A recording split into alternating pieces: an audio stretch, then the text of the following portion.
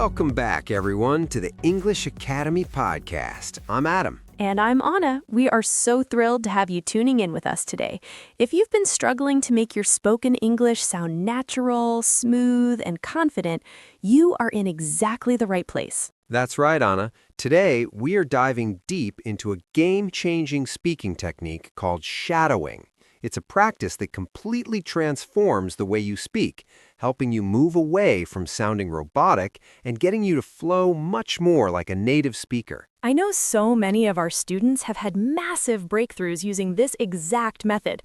We're going to break down exactly what shadowing is, why it works so well, and give you a step-by-step guide on how you can start practicing it today. But before we get into all those great details, we have a quick favor to ask. If you find our podcast helpful for your English journey, please make sure to hit that subscribe button. Yes, and if you are watching us right now, take a quick second to drop a like on this video, leave us a comment below letting us know where in the world you are listening from, and share this episode with a friend who is also studying English. It really helps our channel grow and reach more learners. Absolutely. Your support means the world to us and keeps this podcast going. All right, Anna, are you ready to jump into today's topic? I am ready. Let's talk about shadowing. So, Anna, a lot of our students ask how to improve their speaking speed and sound more natural. We get emails every single day from learners who say, Adam, I know the grammar and I have the vocabulary, but when I open my mouth, I just don't sound like a native speaker. Have you ever suggested the shadowing technique to them? Absolutely, Adam. Shadowing is actually one of my favorite methods, and it's arguably the most effective tool for anyone who feels stuck in their speaking progress. For those listening who might not know what we're talking about, it's basically listening to a native speaker and repeating what they say almost immediately, just like an echo. Right, and that echo part is the secret sauce. You see, in a traditional classroom, a teacher says a sentence, stops, and then the students repeat it. But shadowing is different. You don't wait for them to finish the whole sentence like in a traditional repeat after me exercise. You follow just a fraction of a second behind them, matching their intonation, pitch, and rhythm as closely as possible. Exactly. It's almost like you are singing along to a song that you know really well, but instead of music, it's the natural melody of the English language. When you shadow, you aren't just practicing words, you're practicing the music of English. I love that analogy, Anna, the music of English. Because English isn't just about the sounds of the letters. It's about where the voice goes up, where it goes down, and where it stays flat. If you wait until the speaker finishes, your brain has too much time to think. You start analyzing the grammar or worrying about your accent. That is so true. When you wait, your inner translator kicks in. But when you shadow, literally staying half a second behind the audio, your brain doesn't have time to translate. You're forced to mimic the physical movements of the speaker's mouth. It's like muscle memory for your face. It really is a physical workout. I've had students tell me that after 15 minutes of intense shadowing, their jaw actually feels tired, and that's a good sign. It means they're using muscles they don't normally use in their native language. It's also about overcoming that robotic feeling. You know how some learners pronounce every single word with the same amount of force?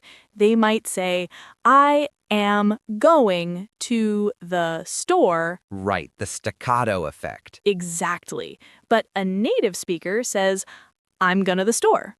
Shadowing forces you to hear those contractions and those weak forms that we use in everyday speech. You start to hear how words blend together. And that's why it's called shadowing. A shadow follows you wherever you go, right? It stays attached to you.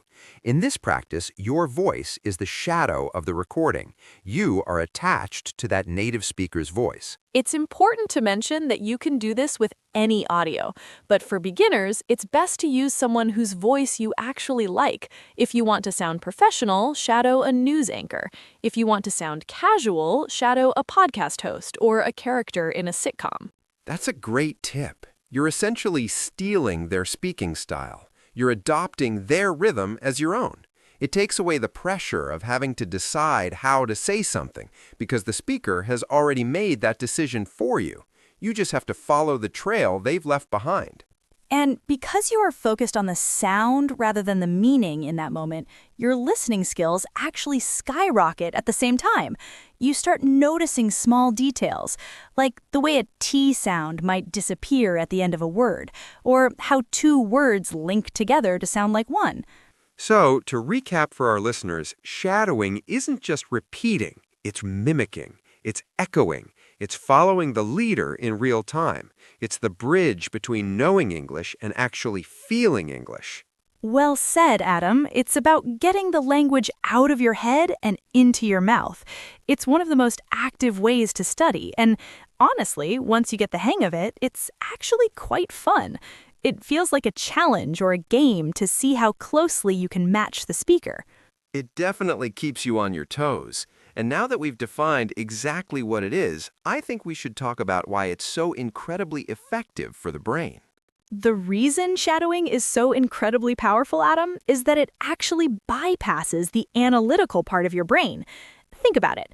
When most students speak, they are stuck in editor mode. They're thinking, is this the past tense? Should I use a or the? But with shadowing, you stop worrying about grammar rules or translating in your head. Instead, you just focus on the physical movement of your mouth. Exactly. It's like switching from a math class to a gym session. It trains your mouth muscles to produce English sounds naturally and automatically. We often forget that speaking is a physical act. If your muscles aren't used to the positions required for English vowels or those tricky TH sounds, you'll always struggle with a heavy accent. Shadowing is the repetitive workout that builds that muscle memory. And it's not just about individual sounds, right? It's about the whole flow. When you are forced to keep up with a native speaker, your brain stops overanalyzing the individual words. You start to treat English as a series of sound chunks rather than a list of vocabulary words. This is where real fluency begins, when the thinking gap disappears and the speaking just happens. That is a huge point, Anna. Plus, it's incredible for fixing sentence stress and connected speech. These are things you usually can't learn from a textbook. You naturally pick up on where native speakers pause to take a breath, how they link words together so they sound like one long word, and which specific words they emphasize to change the meaning of a sentence. It really helps you break out of that robotic, word-by-word reading style that so many learners get stuck in. You know that sound where every word has the same weight and the same volume. It sounds very un-English. But through shadowing, you realize that native speakers actually eat some of their words. We make some sounds very small and others very big. We definitely do. We say, I'm going to the, and it sounds like I'm gonna the. If a student tries to say every single syllable clearly, they actually end up sounding less natural. Shadowing gives them the permission, in a way, to speak faster and more efficiently. It teaches them the economy of the English language. It also builds immense confidence. Think about the psychological benefit. If you spend 10 minutes shadowing a confident speaker, you are literally wearing their confidence. Your voice is sounding strong, your rhythm is perfect, and you are speaking at a natural speed. Even if it's just mimicking for now, it proves to your brain that you are capable of making those sounds. I've noticed that with my students too. After a good shadowing session, their activation energy is much higher. They find it easier to transition into a real conversation because their mouth is already warmed up. It's like an athlete stretching before a big game. You wouldn't run a marathon without warming up, so why try to have a complex business meeting without warming up your English muscles? And let's talk about listening comprehension for a second. Even though shadowing is a speaking exercise, it's secretly a listening exercise too. Because you have to listen so intensely to catch the tiny nuances of the speaker, your ears become much more sensitive. You start hearing the schwa sound, that lazy sound that is everywhere in English. Right, the schwa is the king of English sounds, but it's so hard to teach in a lecture. You have to feel it. When you shadow, you realize that words like about or computer don't sound like they are spelled. You start to mirror that relaxed, natural vibe that makes English sound like English. It also helps with what we call prosody, the melody of the language. If you shadow someone who is excited, you learn how English expresses excitement through pitch. If you shadow someone giving a technical presentation, you learn how we use pauses to create clarity. You are learning the culture of the language through the sound of the voice. It's really the all-in-one exercise. You get pronunciation, rhythm, listening, and speed all at once. And because it's so intense, you don't need to do it for hours. Even 5 or 10 minutes of deep, focused shadowing can provide more benefit than an hour of passive listening while you're doing the dishes. Exactly. It's about quality over quantity. It's about that deep connection between what your ears hear and what your mouth produces. Once you bridge that gap, you stop being a student of English and you start being a speaker of English. I couldn't agree more. It's the fastest way to bridge the gap between I know this and I can do this. Now that we've talked about why this is so effective, let's get practical. Because if you just jump into the deep end without a plan, you're going to get frustrated very quickly. Adam, if someone wants to start right now, literally as soon as they finish this podcast, how should they do it? You shouldn't just turn on a fast-paced Hollywood action movie and try to keep up immediately, right? Oh, definitely not. That is a recipe for a headache.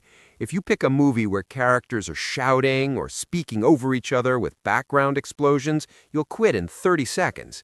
You need a controlled environment first.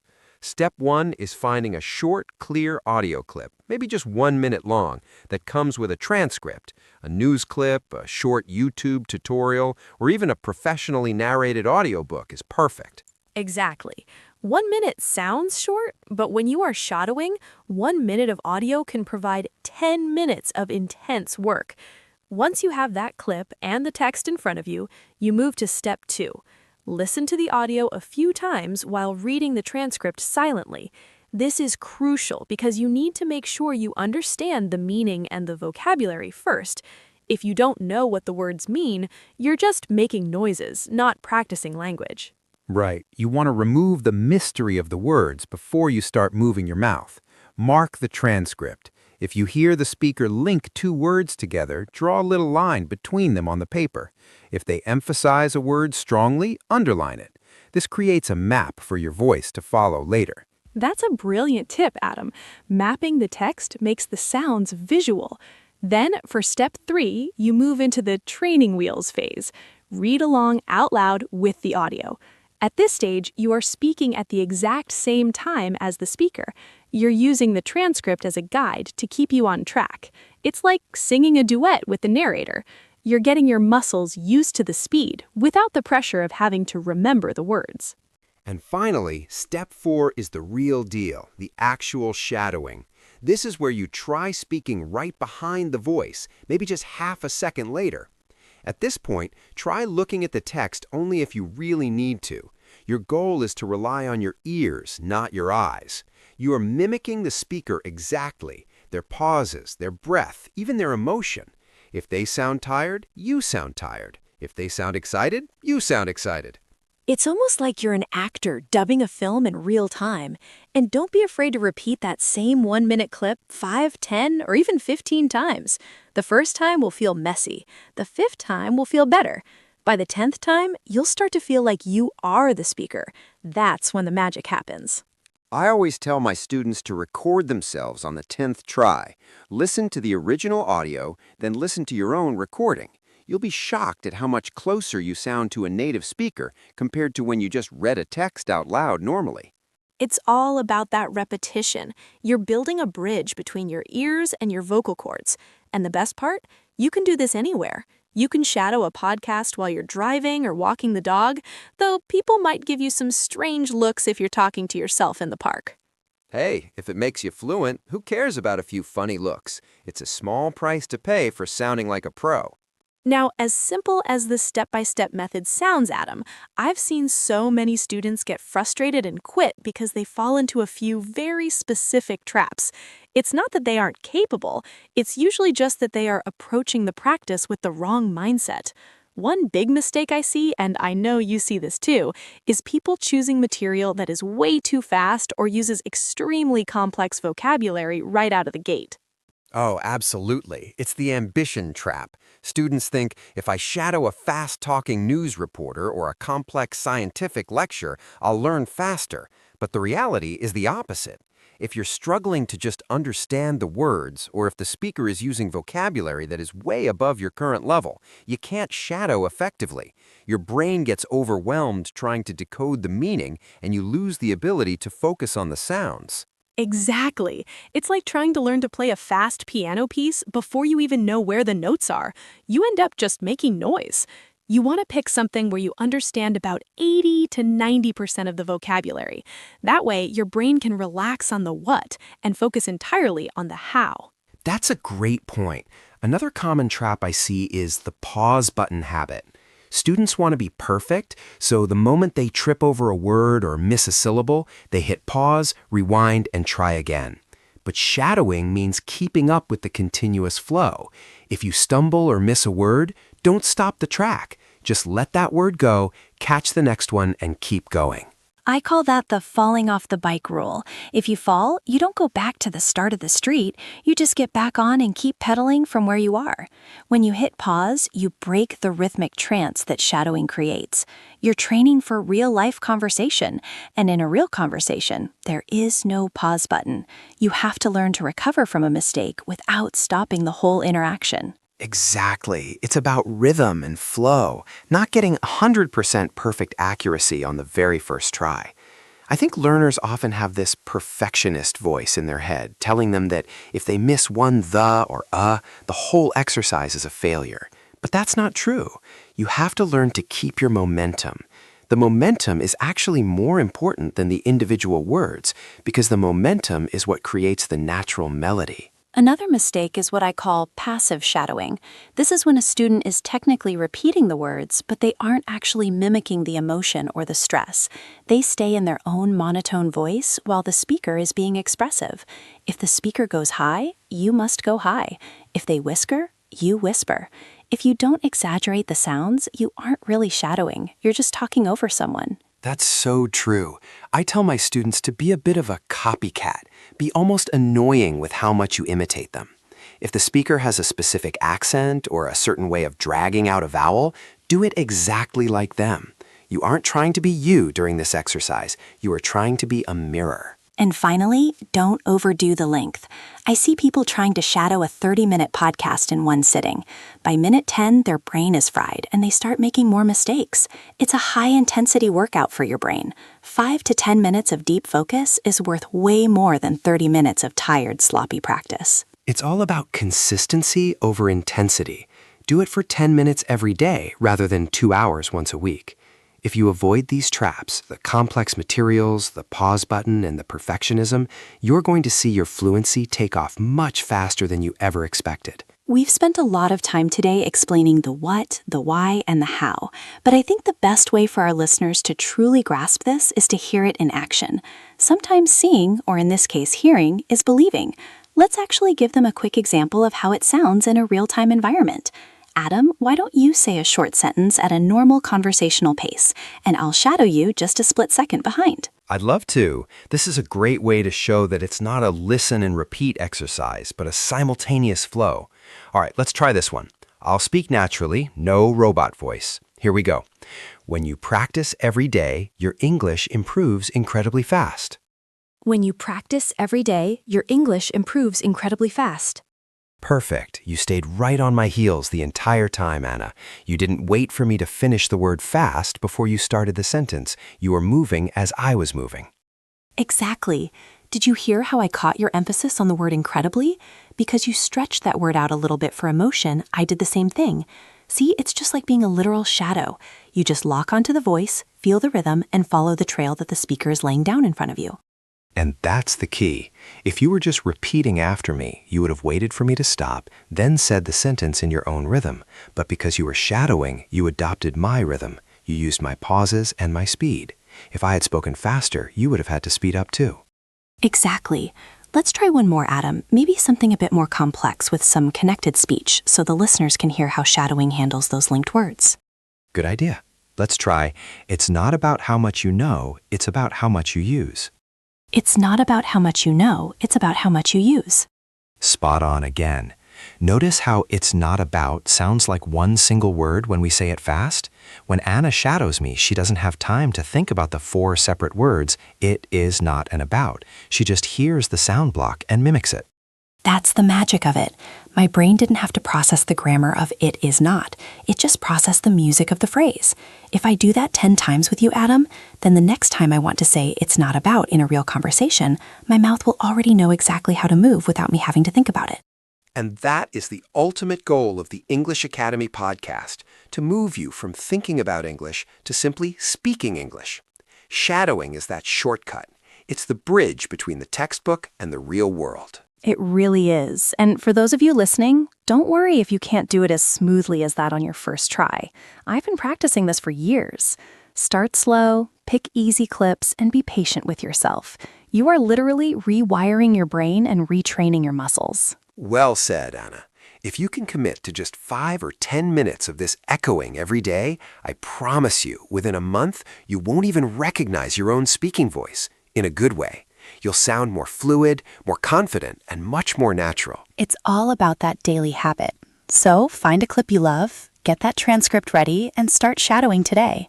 Your future fluent self will thank you for it. And that brings us to the end of today's episode. We hope you enjoyed diving into the world of shadowing with us. It's a simple tool, but as we discussed, the results are absolutely massive if you stay consistent. Exactly, Adam. Remember, fluency isn't about being perfect. It's about the rhythm, the flow, and the confidence to keep going. We want to hear from you. Have you tried shadowing before? Or maybe you have a favorite English movie or podcast you like to practice with. Yes, please let us know in the comments below. We read every single one, and your tips might just help someone else in our community.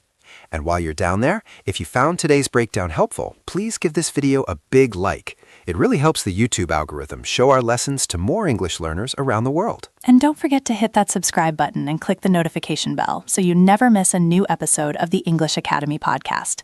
We have so many more deep dives into pronunciation, vocabulary, and grammar coming your way very soon. One last thing, if you have a friend, a classmate, or a colleague who is also on their English journey, hit the share button and send this video to them. Let's grow this academy together. Thank you so much for spending your time with us today. Keep practicing, keep shadowing, and we will see you in the next episode. Bye for now, everyone.